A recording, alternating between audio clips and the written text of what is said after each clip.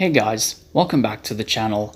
Today I'm going to be reviewing Season 1 of Dune Prophecy. So Dune Prophecy is an HBO science fiction series created by Diane Adamou-John and Alison Shepka. It serves as a prequel to the Denis Villeneuve adaptations of Dune, that being Dune Part 1 and 2, and focuses on the early years of the Bene Gesserit, a social, religious, and political movement whose members possess superhuman abilities after undergoing years of physical training and mental conditioning. It comprises of 6 episodes and has already been renewed for a second season. And while it isn't directly based on any specific Dune books, it supposedly takes place after the Great Schools of Dune trilogy, that being Sisterhood of Dune, Mentats of Dune, and Navigators of Dune, all of which were written by Kevin J. Anderson and Brian Herbert. Now, being a fan of the Dune universe for the last 3 years more or less, I have read the first 2 Dune books, that being Dune and Dune Messiah, and I am currently reading the 3rd book, Children of Dune. I've seen all of the on-screen adaptations of the first book, but sadly I have not read the Great Schools of Dune trilogy. And I guess part of that has to do with why I didn't really enjoy Dune Prophecy all that much. I wanted to like it, but I don't know, something about it just didn't work for me.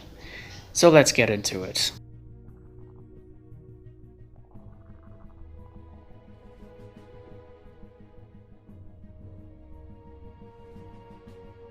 So first of all, I really appreciated how Dune Prophecy expands on the lore. You get a glimpse of what the Dune universe was like 10,000 years before the events of the Denis Villeneuve films. You get to know how the different factions operate, as well as some of the characters within those factions, and you even get a small glimpse of the Butlerian Jihad, a pivotal event in the history of Dune that paved the road for the long-running Atreides-Harkonnen feud. And I honestly hope that one day we get another TV spin-off based on that event. I was also impressed by the show's production values. They're almost on point with the Denis Villeneuve films, and arguably among the best production values in all of TV. The acting was also pretty solid all around, especially with big names in the cast, like Travis Fimmel, Mark Strong, Emily Watson, Olivia Williams, and even Bollywood actress Taboo. There were a couple of memorable characters as well, such as the 2 main leads, being Valyar and Tula Harkonnen. These are 2 Harkonnen sisters who have been part of the Bene Gesserit for a long time and are now among the higher ranks, with Tula being a Reverend Mother,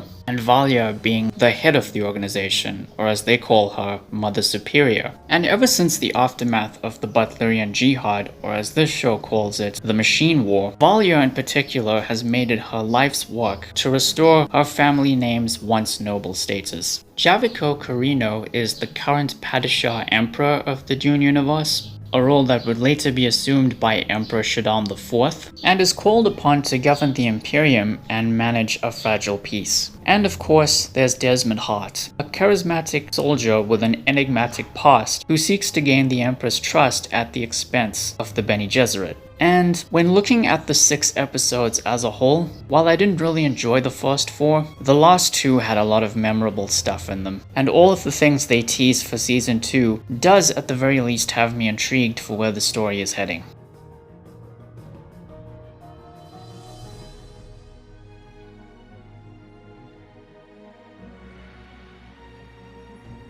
Now, personally, I have a lot of issues with Dune Prophecy. Firstly, I wasn't a big fan of the format. 6 episodes means that the episodes end up being extremely long, with pretty much every single episode clocking in at over an hour. And given how much this show has to unpack, it can be exhausting at times. I also felt that this series lacks the genius of Denis Villeneuve's storytelling, where he does as much showing as he does telling. And as a result, this show did too much telling and not enough showing, which made it feel less like entertainment and more like homework at times.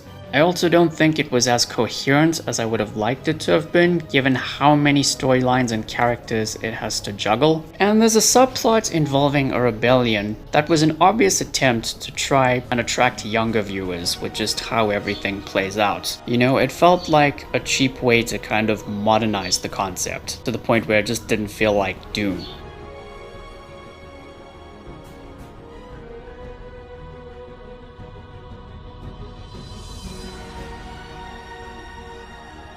So yeah, those are my thoughts on season 1 of Dune Prophecy. As for next time, I'm gonna be reviewing the second season of Squid Game, so look forward to that very soon. Thank you all for watching. Please be sure to like the video, share it, and subscribe. Ring the bell. Take care, and I'll see you soon.